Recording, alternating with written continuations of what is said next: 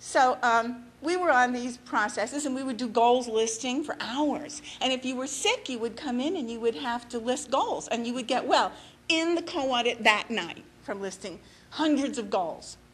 So I never really took it that seriously about the horrors of listing and all that, because nobody did more listing than I did in that co-audit. And I had 1,600 goals listed by the end of that. And we would hear, it was a co-audit, so we would hear other people's items on their lists. And we would think they were good ideas, and we should put it on our list. Yeah, moon monkeys, that's a good one, put it on my list. We had strange items. I'll answer questions. 1962. And then there was the meter. And I was introduced to the meter, and this is another fun thing. The meter was just fun. They put it in front of me. They said, this is a meter, an e-meter, and it tells you where the charge is. Okay. They said, now what you do is you ask this question over and over again, because it was problems intensive. That was the newest tech. And whenever there was new tech, the new tech got slid under your door when you were auditing, and then you would stop the process and start the new one. It's fresh from Ron. Fresh from Ron.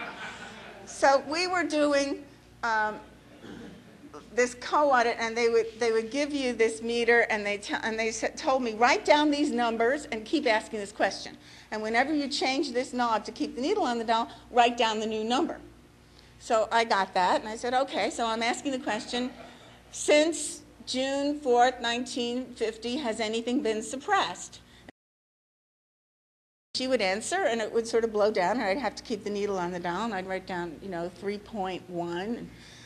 And that's, little by little, I got used to this little operation on this machine. And then she says, when she runs out of questions, raise your hand. So then she said she didn't have any more questions of what was suppressed since 1950, June 21st. So I raised my hand, and the lead auditor would come over and check the question on the meter. And it would either read or it would not read.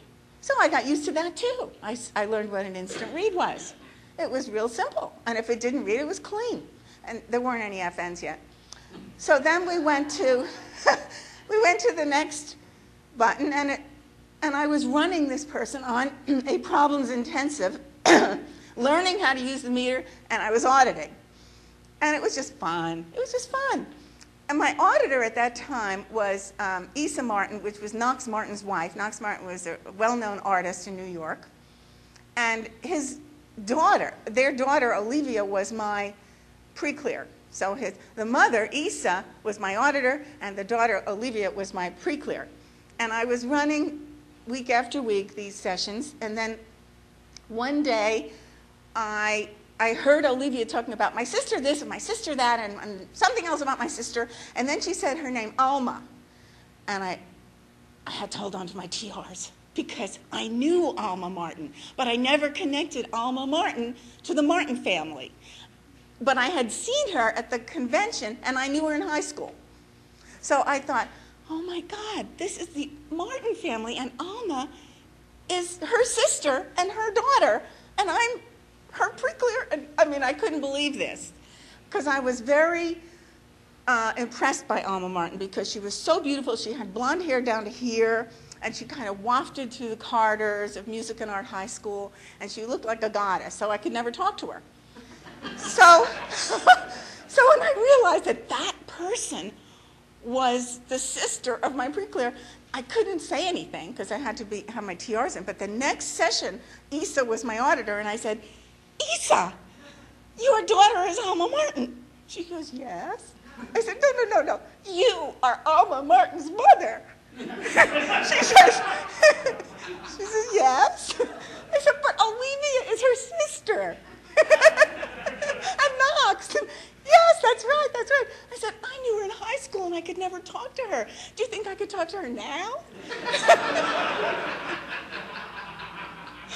So she says, yes, of course. So the next time we had a co-audit, she brought Alma.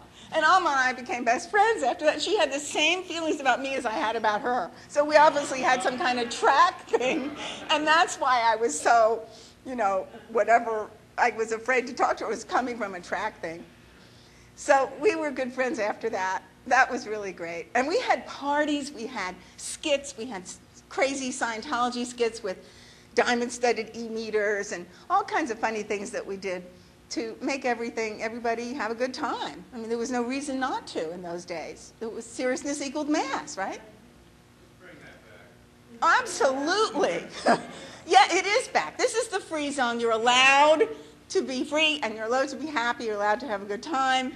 Scientology can be fun again. It can. So.